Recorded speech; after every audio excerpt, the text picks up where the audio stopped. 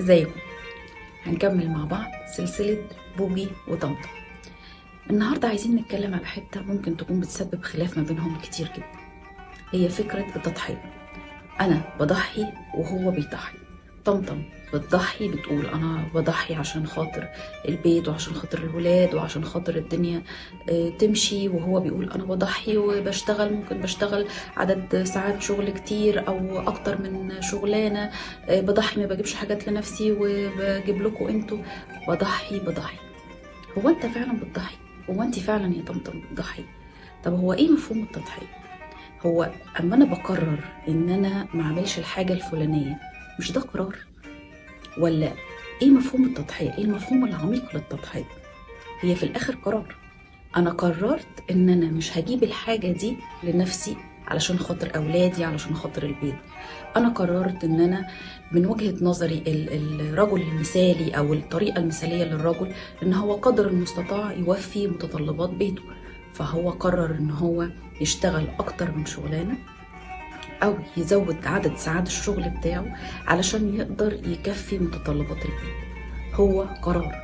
فما ينفعش ان انا في لحظة من اللحظات اجي اقول انا ضحيت علشانك.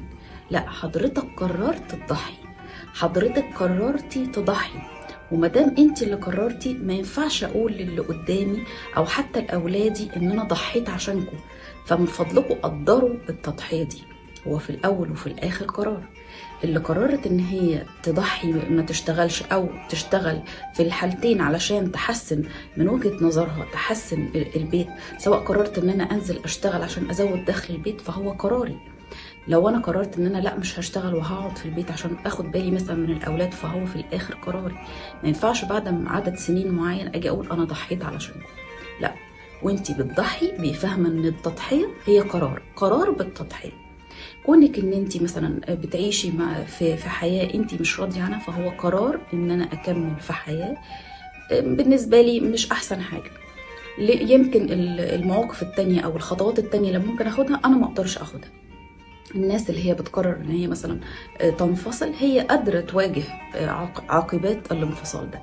في ناس تانية لا، ما تقدرش تواجه ده. مش معنى كده ان دول صح او دول صح، بس في الاخر الاتنين اخدوا قرار بناء على قدراتهم، بناء على الحاجات اللي شافوها في وقتها ان هي للصالح، لصالحهم وللصالح اللي قدامهم.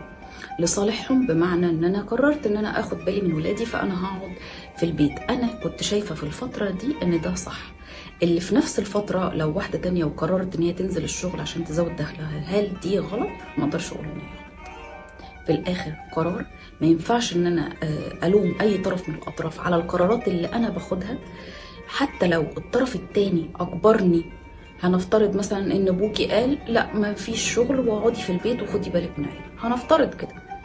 فانا شفت ان انا كده اتحطيت في موقف يا اما اوافق على اللي هو بيقوله يا اما الاختيار التاني ان انا هرفض. بس في الحالتين هو اختيار وهو قرار. ما اقولش انت اجبرتني، انا كان قدامي فرصه ان انا امشي، كان قدامي فرصه ان انا اقول لا. انا اللي اخترته وانا اللي قررت ان انا اقول لا. بلاش نستخبى ورا كلمه التضحيه، بلاش نخليها شماعه او نخليها عقبه في سبيل العلاقات وفي سبيل ان انا كل شويه حاسه ان انا ضحيت علشانكم. فاحساس ان انا شخص مضحي بيخليني غصب عني من جوايا بطالب اللي قدامي ان هو يرد هذه التضحيه ويقدرها ويبقى طول الوقت مدان ليا بالتضحيه اللي انا عملتها. انت اللي خدت القرار وانت اللي خدت القرار بمحض ارادتك. كان ممكن تقول لا وكان ممكن ترفض، لكن هو في الاخر قرارك انت بناء على التفكير بتاعك وظروفك وقتها هي اللي قالت لك خد ده القرار ده المناسب. ممكن بعد عدد سنين معين اكتشف ان انا قراري ده كان غلط. ما لومش اللي قدامي يقول انا ضحيت علشانك وانت ضيعت مستقبلي او انت خليتيني اشتغل اكتر من شغلانه. في الحالة دي أنا بعيش دور الضحية، ودور الضحية عمره ما كان دور بينمي العلاقات، بالعكس ده بيشوه العلاقات.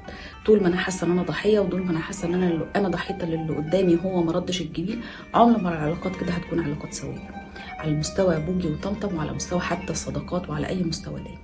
بلاش نعيش دور الضحية، نسمي الحاجات بمسمياتها. بلاش فكرة ان انا تضحية، خليني اقولها بطريقتها الصح. ده كان قرار مني ووعي مني ساعتها. كون ان انا دلست على نفسي المسمى فدي مش غلطة اي حد، دي غلطة الشخص. ان انا بقول انا ضحيت، هو في الاخر هو قرار. انت خدت قرار بالتضحيه، وبالتالي ما تلومش اي حد ولا تحمل اي حد جميل ان انت خدت له هذا القرار. اتمنى اسمع منكم انتوا سمعتوني ازاي في موضوع التضحيه، ايه تعليقاتكم؟ الكلام ده متوافق معاكم؟ شايفينه ازاي؟ حابه اسمع تعليقاتكم، حابه اشوف مشاركاتكم. كانت معاكم لايف كوتش شيماء حفظه، اشوفكم على خير.